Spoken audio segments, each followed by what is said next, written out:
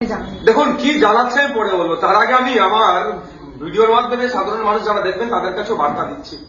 এদের শুধু একা সমস্যা নয়, আপনার বাড়ির ছেলেটারও সমস্যা।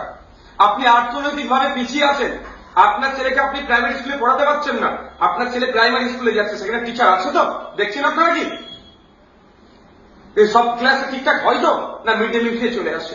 2022 সাল, তার আগে 2017 লাস্ট ডেট হয়েছিল, মানে তার নোটিফিকেশন হয়েছিল 21-এ তারা ডেট হয়েছিল, আর 2022 এই সময়ের মধ্যে প্রায় পশ্চিমবাংলায় প্রাইমারি স্কুলে প্রায় 1.5 লক্ষ শূন্যপদ তৈরি হয়ে গিয়েছে। পড়াশোনা কোথায় হবে? বুনিয়াদী শিক্ষা, প্রাথমিক শিক্ষা যদি আপনার আমার পরিবারের ছেলে মেয়েরা না পায়, তাহলে কম্পিটিশনে যাবে কি করে?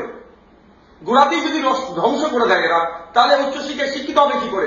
ফলে কি হচ্ছে, আমরা স্কুল জুড়ে সংখ্যা বাড়ছে, 8-9 অব্দি যেতে পারছে না, পড়াশোনা ঠিক করে করতে পারছে না। তারা কি হচ্ছে, কোথায় যাচ্ছে? কাজ ছেড়ে, পড়াশোনা ছেড়ে কাজে চলে যাচ্ছে। আজকে আমাদের 2022 স্টেট পরীক্ষার্থী যারা আছেন, তারা এসেছেন, তাদের দুর্দশার কথা শুনিয়েছেন এবং সাথে সাথে অনেক কথা বলেছে, যেটা বাস্তবের সাথে আমার খুবই ভালো লেগেছে। একটা হচ্ছে এই 50,000 ভ্যাকান্সি ইমিডিয়েট ঘোষণা করা দরকার। আমি এর পক্ষে, কারণ 1.5 লক্ষ মতো প্রায় শূন্য পদ আছে সমস্ত প্রাইমারি স্কুলগুলোতে। সেখানে 50,000 দিয়ে কিছুটা হলো যে ছেলেগুলো আপনার রাইট টু এডুকেশনের যে অধিকার থেকে বঞ্চিত হচ্ছে, কিছুটা হলো সুরাহা করা যায়। 1 নম্বর কথা, তাহলে 50,000 পরিবার বাঁচবে। এই 50,000 পরিবার বাঁচলে আরো 1 লক্ষ পরিবার উপকৃত হবে এদের দ্বারাই। তাহলে 1.5 লক্ষ পরিবার মানে প্রায় আপনার প্রায় 8 থেকে 10 লক্ষ মানুষ এই নিয়োগের ফলে উপকৃত হবে, প্রত্যক্ষ পালক। একটা দিক অর্থনৈতিকভাবে উপকৃত হবে।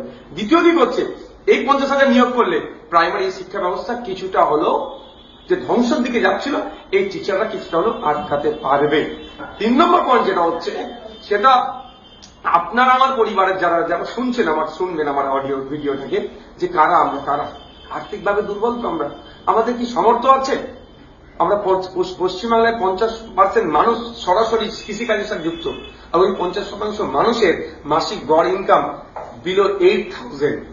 তারা কি পারবে তাদের ছেলে মেয়েদেরকে প্রাইভেট স্কুলে পড়াতে? সরকারি স্কুলে পড়ানোর ব্যবস্থা করছে প্রাথমিক শিক্ষার জন্য, সেখানে তারা অর্থের অভাবে প্রাইমারি স্কুলে দিচ্ছে, কিন্তু সেখানে টিচার নাই। ফলে তাদের ছেলেদের ভবিষ্যৎ ধ্বংস হচ্ছে।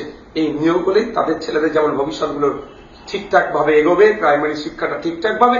দ্বিতীয়ত, প্রায় 10 লক্ষ মানুষ পশ্চিমবাংলায় অর্থনৈতিকভাবে স্বাবলম্বী হবে। তাই এদের দাবির সাথে আমি সহমত। আমি বিধানসভা সেশন আসছে, সেখানে আশা করছি তার আগে এটা হয়ে যাবে। তাহলে